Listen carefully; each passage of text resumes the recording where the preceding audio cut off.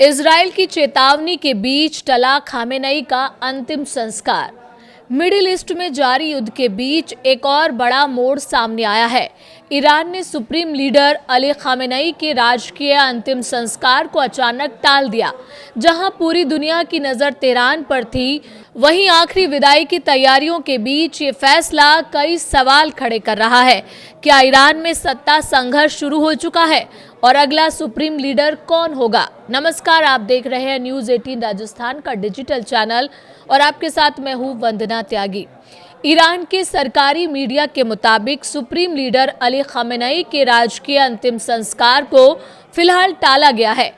पहले योजना थी कि तेहरान की इमाम खोमेनी मस्जिद में बुधवार रात 10 बजे से 3 दिन तक चलने वाला विदाई समारोह शुरू होगा। सोशल मीडिया पर समारोह की तस्वीरें भी सामने आई थी, लेकिन आयोजकों ने कहा कि जब तक सभी जरूरी इंतजाम पूरे नहीं हो जाते, तब तक अंतिम संस्कार की प्रक्रिया को स्थगित रखा जाएगा।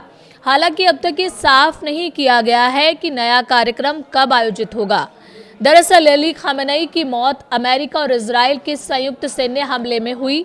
इस हमले में ईरान के कई शीर्ष नेता और सैन्य कमांडर भी मारे गए।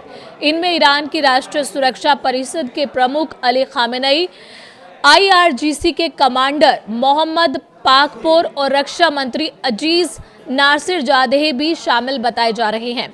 इसी बीच सवाल उठ रहा है कि ईरान का अगला सुप्रीम लीडर कौन होगा। मीडिया रिपोर्ट्स के मुताबिक सबसे ज्यादा चर्चा मुज्तबा खोमेनी की हो रही है, जो अली खामेनेई के बेटे हैं। माना जा रहा है कि उन्हें अगला सर्वोच्च धर्मगुरु बनाया जा सकता है। हालांकि अंतिम फैसला ईरान की 88 सदस्यीय परिषद असेंबली ऑफ एक्सपर्ट्स करेगी, जिसने नए सुप्रीम लीडर के चुनाव की प्रक्रिया शुरू कर दी है।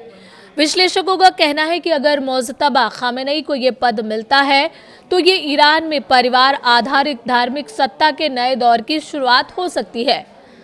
इस पूरे घटनाक्रम के बीच इजराइल की तरफ से भी तीखी चेतावनी आई है। इजराइल के रक्षा मंत्री इजराइल काटिज ने साफ कहा है कि अगर नया ईरानी नेता इजराइल को नष्ट करने या अमेरिका और पश्चिमी देशों को धमकाने की नीति जारी रखता है, तो उसे भी सीधे निशाना बनाया जाएगा।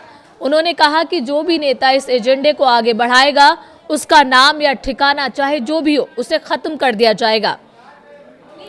दरअसल इससे पहले इजराइल ने हसन नसरुल्लाह के मारे जाने के बाद उसकी जगह लेने वाले कमांडर को भी निशाना बनाया था। उधर लगातार हमलों के बीच तेहरान समेत ईरान के कई शहरों में सुरक्षा बढ़ा दी गई है। रिपोर्ट्स के मुताबिक अंतिम यात्रा और दफन का कार्यक्रम ईरान के धार्मिक शहर मशहद में होने की संभावना है, जो अली खामेनेई का पैतृक इलाका भी है।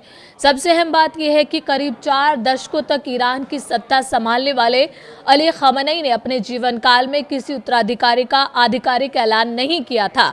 ऐसे में 1989 की इस्लामिक क्रांति के बाद ये पहला मौका है जब ईरान की धार्मिक परिषद को नया सुप्रीम लीडर चुनना होगा। अमेरिका और इजराइल के हमले, सुप्रीम लीडर की मौत और नए नेता की तलाश, इन सब के बीच ईरान एक बेहद संवेदनशील दौर से गुजर रहा है। अब पूरी दुनिया की नज़र इस बात पर है कि ईरान का अगला सुप्रीम लीडर कौन होगा और क्या ये फैसला मिडिल ईस्ट की राजनीति को एक नए टकराव की तरफ ले जाएगा।